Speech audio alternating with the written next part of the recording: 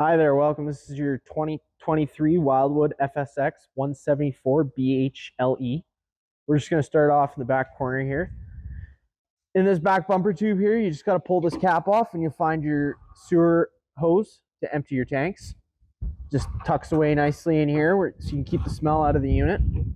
Right next to it, you have your jacks. Run these jacks down and it'll keep the unit stable from swaying like it is now.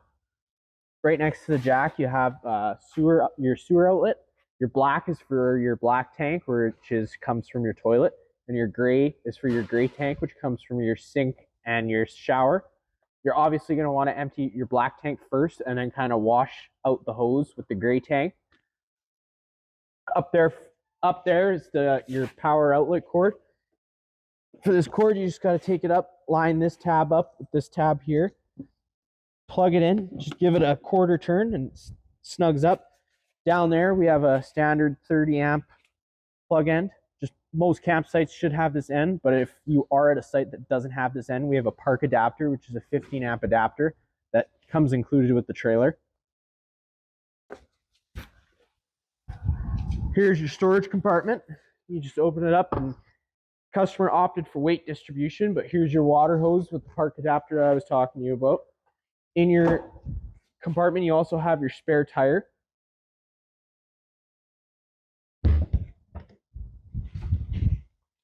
Up front here, you have your manual jack, which goes up and down. You have your propane tank, which is just a simple turn it on. Whenever you park or leave the unit for a while, I do recommend turning it off. Your battery box is located behind your propane tank.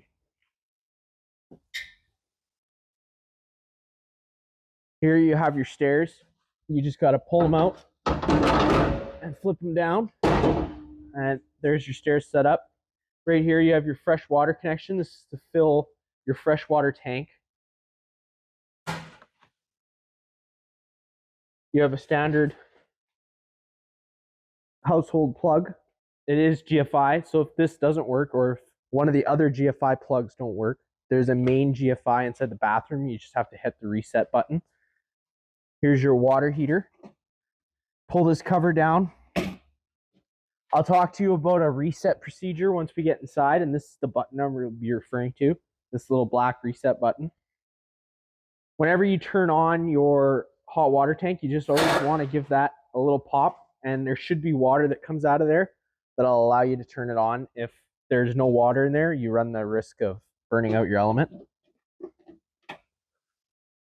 The back of the trailer, you have your city water connection where you can hook straight up to the water line and you don't have to use your pump. And up from there, you have a standard Lippert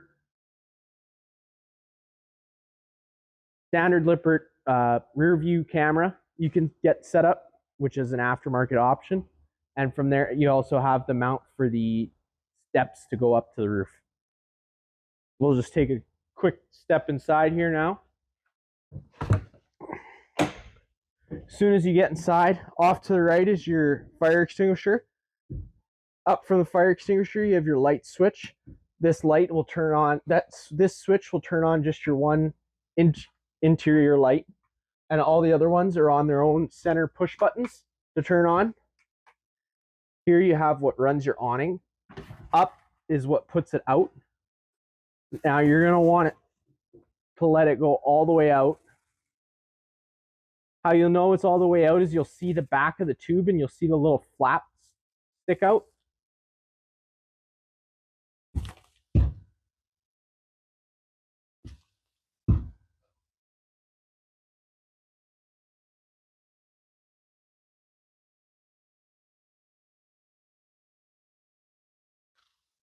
So there you go. There's the back of the tube. Now that flap has stuck, but there you go. Sometimes you just have to back it off and put it back out again for it to come down.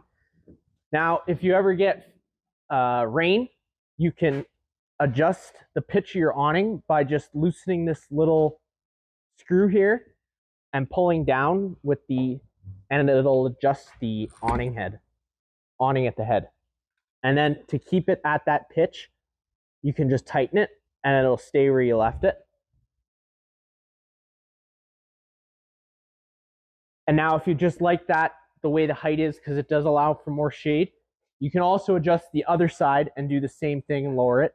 But whenever you bring in your awning, you're always going to want to make sure that you reset the position of the awning. Otherwise, you can run the risk of bending your arms. I also recommend always bringing in your awning if you have 15 to 20 kilometer an hour winds, as the wind can pick up the tarp and bend your arms.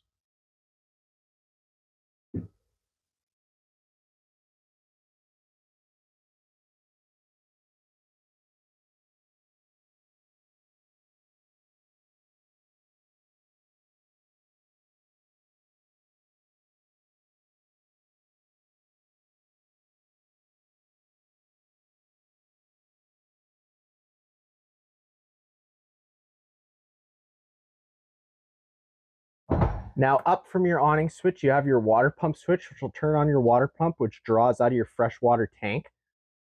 And then beside that, you have your water heater switch. To turn on your water heater, you just flick this on. This red light will come on. It'll signal a sequence with the water heater. And you should hear it clicking to try and ignite. And then you should hear the roar of the flame. Now, if it doesn't do that, this light will flicker, like flash at you, and you have to go to the water heater and hit the reset button, and then it'll try the sequence again. So here you go, you heard the clicks and then the roar of the flame, so that water heater's on now. And if you come step inside, right here near the bottom, you have your LP detector. Propane's heavier than air, so that'll set off if you have too much. Up here, we have your stove top. Now to light the stove, you just hit the ignite, push it in and turn it, and it'll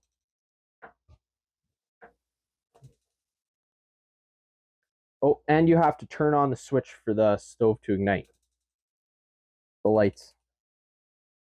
Sometimes it can take a while because the propane has to come through the lines. And there we go, we got the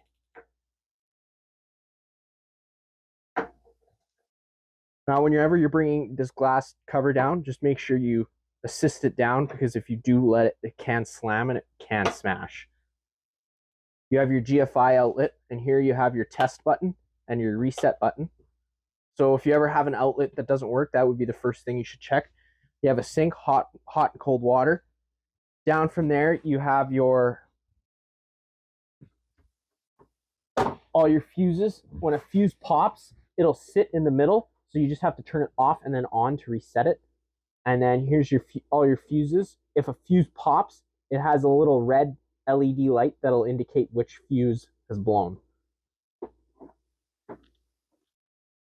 Beside that, we have your furnace and your wood stove. The far right button turns it on. Beside that far right button, it'll change the color of the flame. And then center button will change your backlight of your rocks. Beside that, it'll turn on low fan and high fan for heat. And then beside that, you can set a timer. I believe it goes anywhere from 30 minutes to 9 hours. And just turns it off like that. Here you have your fridge. Now this fridge is only 110, so it'll only work when you're plugged into 30 amp power. It will not work when you're hooked up to a tow vehicle. On top of your fridge, you have this nice counter space. Now above that, you have your thermostat for your air conditioner. It does have the heat option, but this unit does not have a furnace installed in it, so the heat option won't do anything. Turn it on, you just push this power button. Your mode will change it from cool to hot, but you don't have a heater, so that won't work. This will change your temperature up and down, and this changes your fan speed. So you can go to a lower fan, higher fan, and then you have a low fan. And then to turn it off, you just push that button again. Here you have your couch, and above the couch you have a nice counter space, storage space. All the blinds in the unit, You just kind of lift them and pull them wherever you want to leave them.